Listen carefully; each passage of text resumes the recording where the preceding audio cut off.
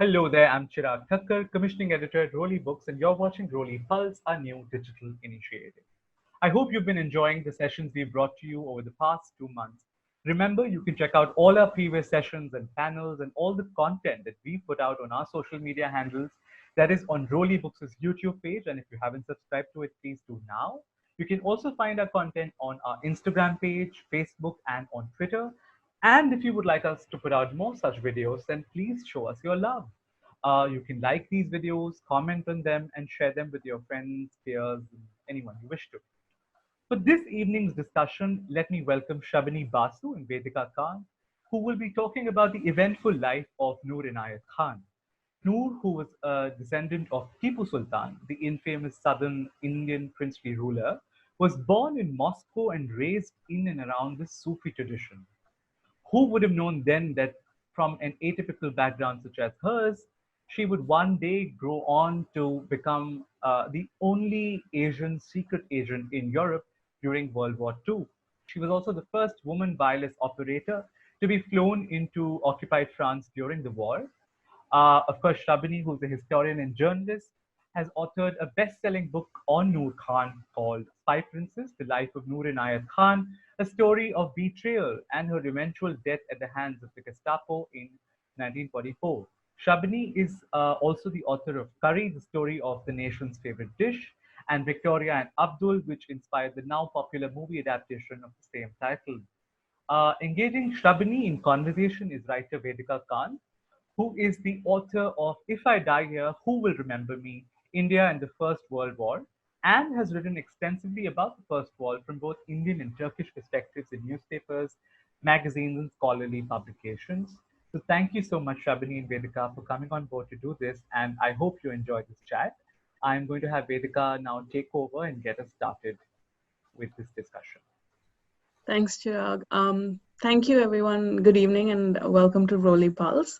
Really excited to be in conversation with Shrabani. Shrabani, perhaps I'll start off by acknowledging that, I don't know that much about Noor Inayat Khan and didn't till I came across your book. So it would be um, great to perhaps get started by, if you could lay out for our readers just who this character was and what her life was like.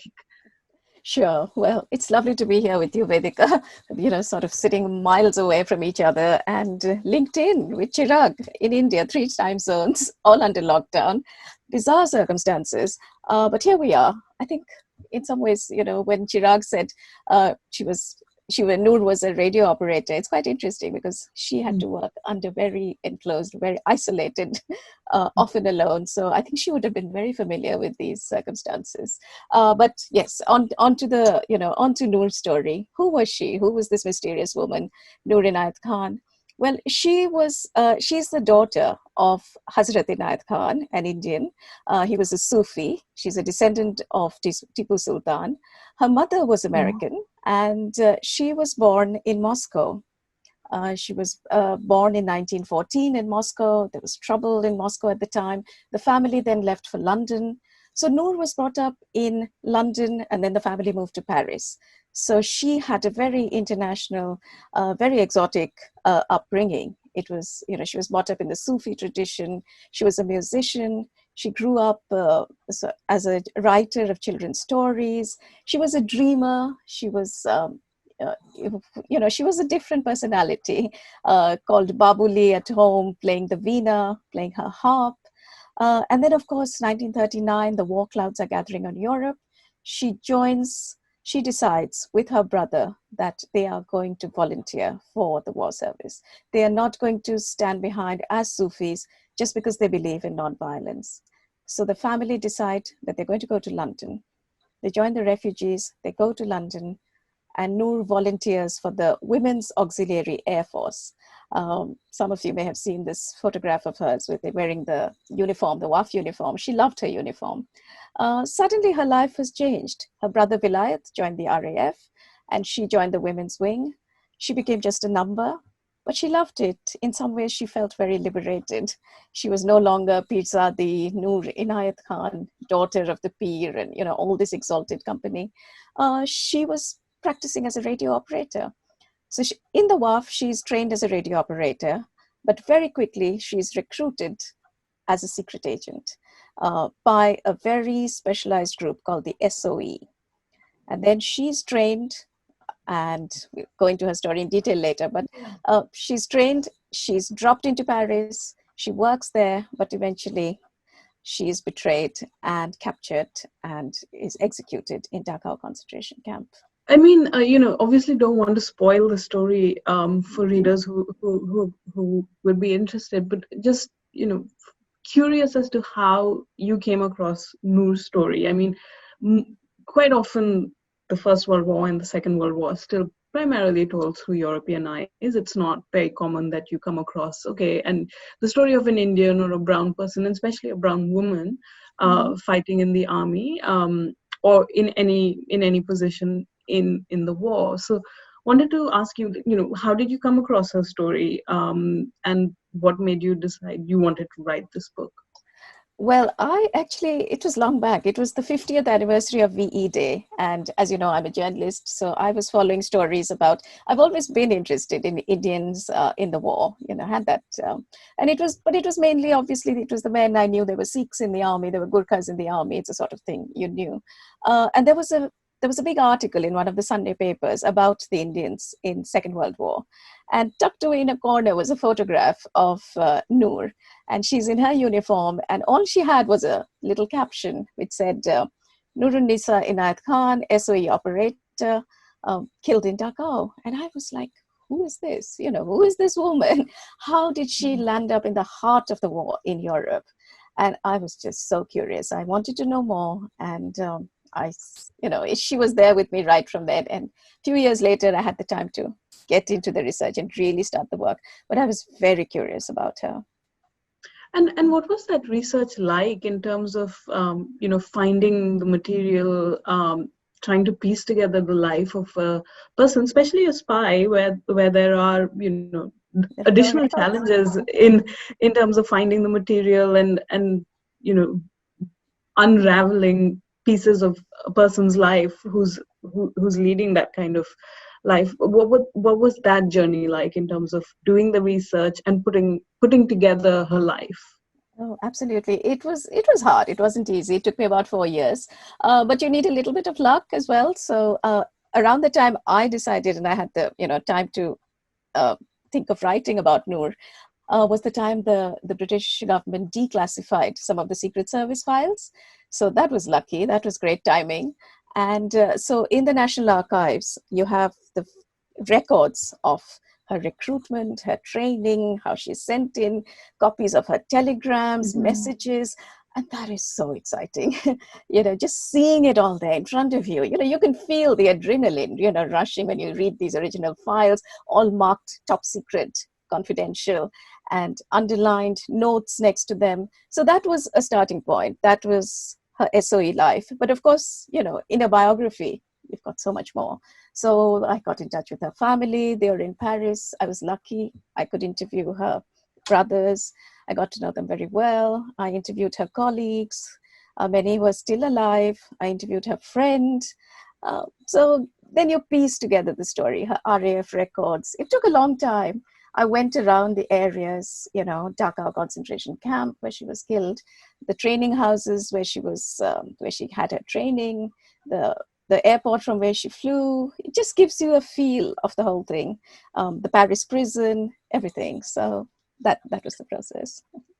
And I guess another question I had was just, as someone putting together the life of a person, especially coming in with, I would say, some amount of bias, because you've decided that this person is interesting and important enough to write about them. How do you then kind of maintain that, I would say, almost dispassionate view when you're writing a biography of a person, because you are speaking to her family, as you said, her friends, who also have, clearly would have had their own perspective. They want her story to be remembered. How do you, and at the same time, you also want the story to be remembered, but how do you ensure that there's that line between not exaggerating someone's role, especially in the war, but also ensuring that we do recognize that there is this role. What role does memory, especially of surviving family members, play? How do you disentangle what is, fact from their exaggeration of someone? Like, what were some of those challenges that you faced, and how did you grapple with them? Yeah, it was, well, I think what helps is being a journalist, because we always look at things from a very factual point of view. We want to, just weed through everything, find the core facts, find things from both sides, which is always very important. So I think, my journalist training was important. The funny thing is, when I started and I knew she was a secret agent, what comes to your mind? It's like, oh my God, was she a Matahari type character? Was she a Matahari in this war? And of course, I soon discovered that, that is not who she was. In fact, she was the spiritual spy. She's a Sufi. So it just got, more and more intriguing. How does a Sufi become, get there with a false passport, a gun in her hand, and, a pistol in her hand, and is facing the Gestapo? Those two weren't even sort of coming together to me. So her story was such a fascinating trail to see this development in her character as it went along. And of course, she's a fragile person. I write about when she's frightened. Who isn't? I write about when she makes mistakes. I write about when she's, things happen to her that she should have not, she should have been careful about. So all that is covered in the book. So I do take and I think what is most, what you have to keep is obviously your emotions under control. It is an emotional story. So how do you not, you don't want to weepy, you want to stay on board. So again, as journalists, we covered, stories that are terrible. They're disasters. There's all sorts of tragedies, and you still keep that level-headedness while you report. You report it without getting sentimental. So I think that comes from a sort of inner training, and we do that. And so I think while it is a very emotional story, I think I managed to say it without, getting all sentimental about it. Yeah. And what was that change within her that you saw? As you said, it is a very fascinating story from someone who, had mixed parentage, had a very unusual upbringing, quite in many ways quite a cosmopolitan upbringing. What do you think was it that made her decide, well, I am going to go and fight this war? And this is, I think, a question that is a perennial question about all, colonial subjects who decide to fight in the war. What is it that makes them decide that this is a war that they must fight in? And so I think that's the first question. And how do you think the war perhaps changes her? Like, where does she start and where does she end in terms of her views and her personality? Because I don't think you can go through a war quite often and come out an unchanged person. Of course. I mean, Vedica, you've written about the First World War, as have I. And, know what was it that made these soldiers go out? It's something, I had to look at. You must tell me about what you found. What was it that made them want to go out? What, they were fighting for king and country, and it was, Pacham George at that time, First World War, they wanted to fight for him. It was for honor, it was for the village, it was for various things. But these were soldiers on the front line. So Noor is slightly different in that sense. She has been brought up in a very international background. Soldiers from the First World War who went in were all illiterate, and they were peasants, mainly peasant stock. There was a difference. Noor, Second World War, again, Indian soldiers are different. They're educated by then, they're officers. So the whole structure, it's very, very different.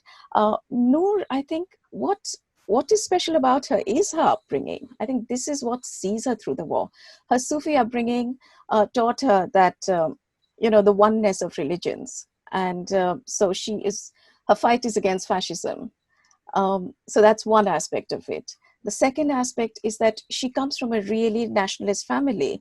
Her father used to tell her, you have the blood of Tipu Sultan in your veins. He was a nationalist, proud nationalist. He used to sing patriotic songs. In London during the First World War, he sang to the Indian soldiers. He sang for Gandhi. So they knew that if the family is quite political, they know about India. They know, even though they're in Paris, they're in touch. So she has really strong feelings about Indian independence. And I'll give you a little incident that she has. She goes for an interview at the RAF, and it's for a commission so that she can become an officer. And they ask her point blank, and they say, if in this war, this is 1942, in India, it's the Quit India movement has started. All the political leaders, Congress leaders, are in jail. And Noor, sitting in London, is very aware of this. And they ask her, they say, who will you support? How do we know that, you will support, and it's not the Indian freedom struggle? And she loses her temper. This gentlewoman loses her temper, flies at them and says, this war is important. During the time of this war, I will support the British because defeating fascism is important. After the war, I'll go back to supporting Indian independence. And she gives it to them point blank. They are shocked, but they know she's speaking the truth. And somehow they sort of understand that. So it's incredible. She's coming from so many angles to this thing. There is the incident where she says, she tells her friend, and she quotes the Bhagavad Gita, that, what Krishna tells Arjun, that it is a duty we have to do. And this is a job, this is a task we have to take ahead. So she sort of took it on her shoulder in that sense. Yeah, and I think that also speaks to just how complicated motivations are, right? They're not, you can never really say, okay, this is one person and this is their one uncomplicated reason for doing things. And I think that's what you always struggle with. I think especially in hindsight, when you're trying to understand, well, what motivates someone to pick up a gun and go fight, especially at a time when you're not fighting for a country as such, and it's not a national, it's not a sense of patriotism as such that is motivating you to fight, but there are other reasons that might not be patriotism but kind of tie in with some of that as well. Of course. No, I mean, Shrabani, I completely agree with you. I think there's I think Noor's story is just really interesting because it speaks to the fact that there hasn't, nobody has a single unifying reason for, joining a war or picking up a gun and going into war.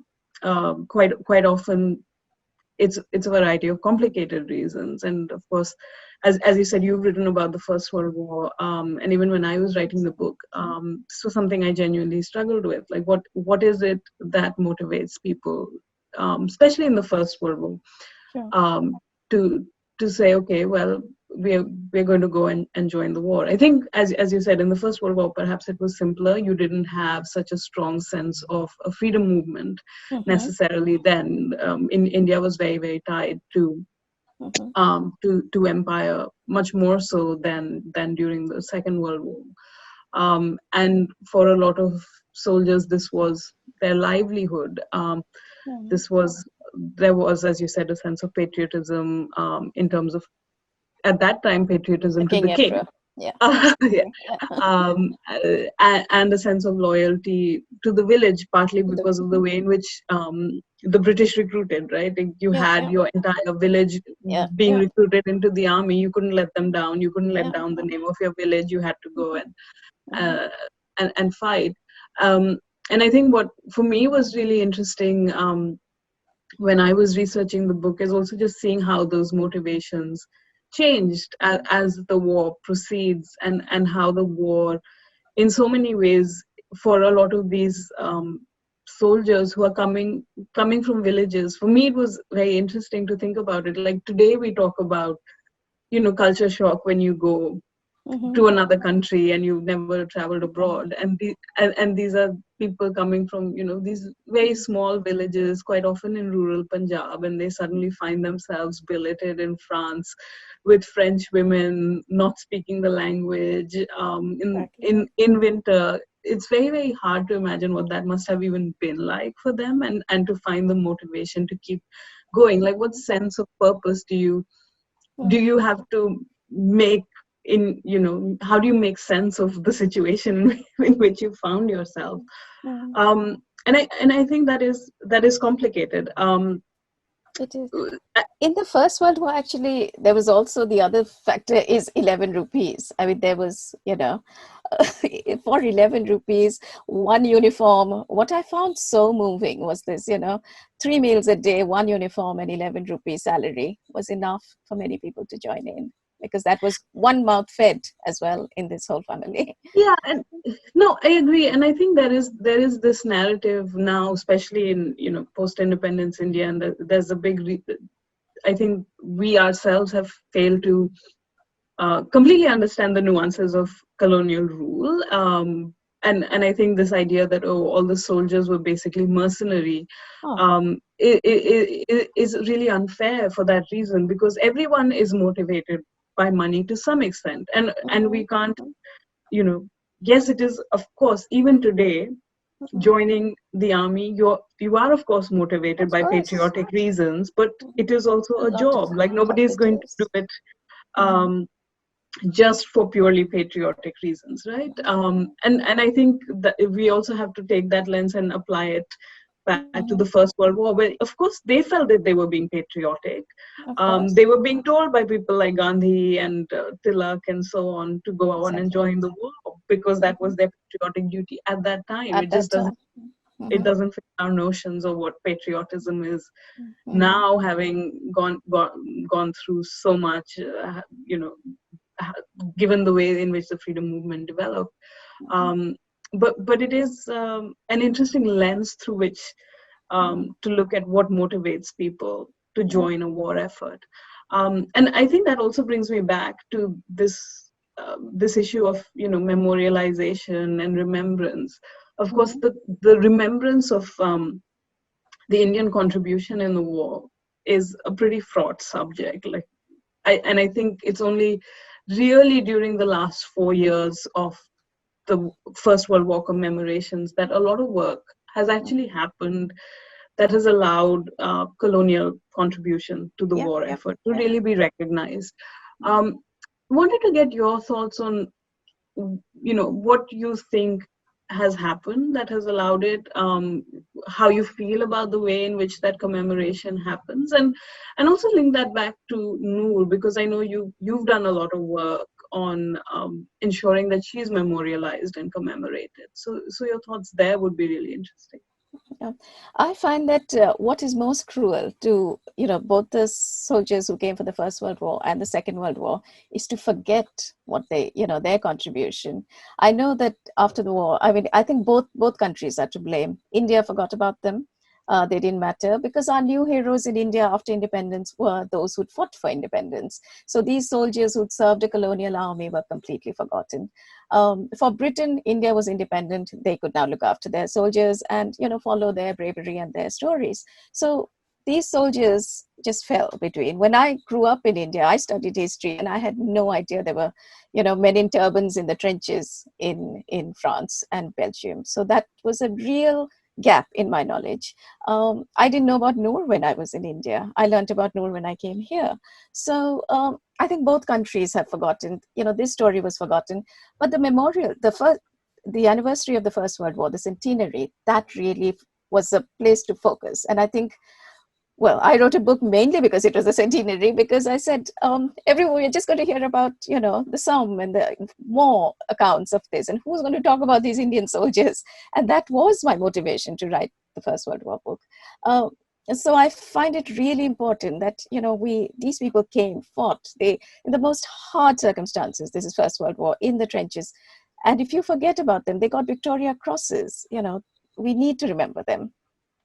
Coming back to Noor, who we're talking about today, yes, when I wrote the book, it was a small publisher. I didn't know how it would be received. It was my first biography, sort of first big book in that sense, and I was amazed at the response, because I got 3-page reviews in the Independent, 2 pages in the Daily Mail. You don't get that sort of big pictorial spreads and displays.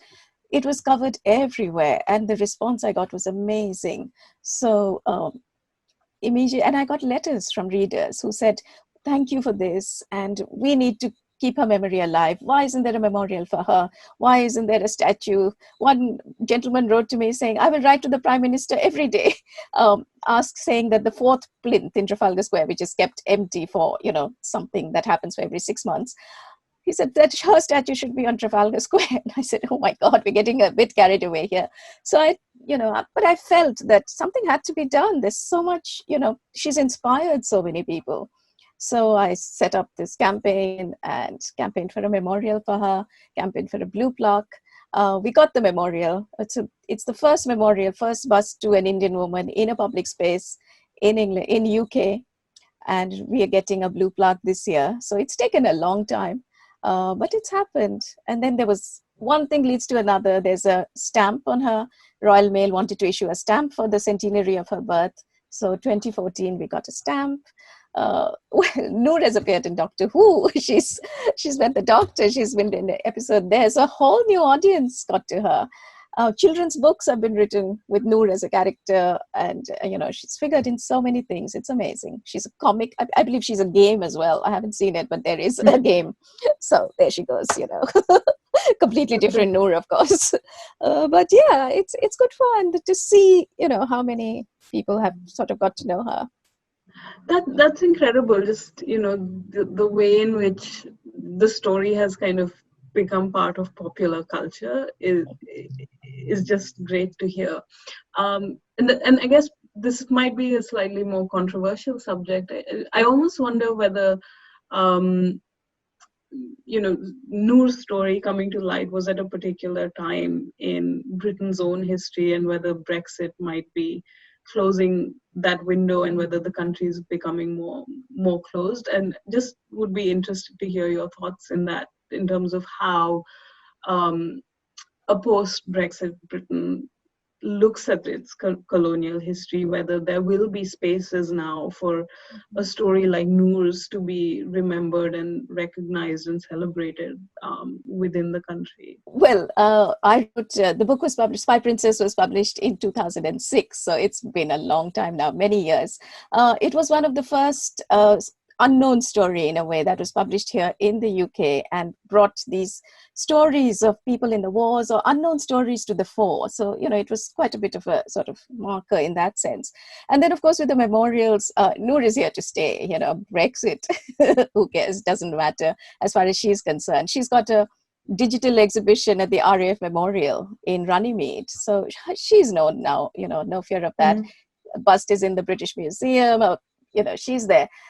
Lots of people inspired to do more things on her. I keep getting emails every day. Somebody wants an exhibition, somebody wants something else. So, that's ongoing. But yes, I think since the First World War commemoration, a lot of new books appeared. And there has been this recognition, even within the British Asian community and from Asian writers here, that nobody's going to tell our story. We've got to tell it ourselves, basically. And so a lot of writers have been writing about stories from here. So many authors now. You have bringing out different aspects, unknown aspects, and some really good books have come out. So I think that trend is definitely happening. I mean, I love the title of your book, who will remember me when I'm gone? It's just so true. If we don't tell these stories, nobody's going to. And, few generations later, it's gone. So we've got to make sure we are the mid generation. If I don't tell these stories to the next generation, if it's kick-ass Noor that they like, that's fine. Doctor Who, that's fine.